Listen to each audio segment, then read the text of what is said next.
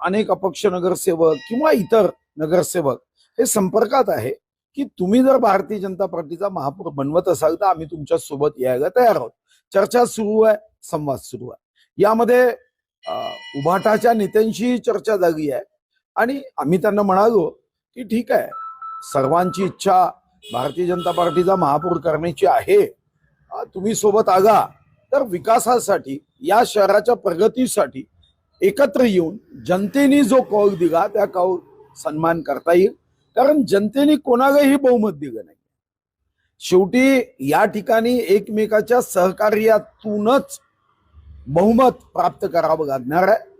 भारतीय जनता पार्टीचे 24 आहे तर काँग्रेसचे 27 आहे आणि म्हणून त्या दृष्टीने प्रत्येकाला या ठिकाणी प्रयत्न करण्याचा अधिकार आहे. उभाटासोबत दोनदा चर्चा झाली आहे, बघू आता पुढे काय होतं. उभाटाने महापौर पदच हवं असं काही अडून धरलं नाही, मला तसं म्हणाले नाही आणि मी त्यांना पहिल्याच भेटीत सांगितलं की महापौर पद हे कोणत्याही परिस्थितीमध्ये कोणालाही देता येतच नाही. आवश्यकता असेल तर आम्ही विरोधात बसू.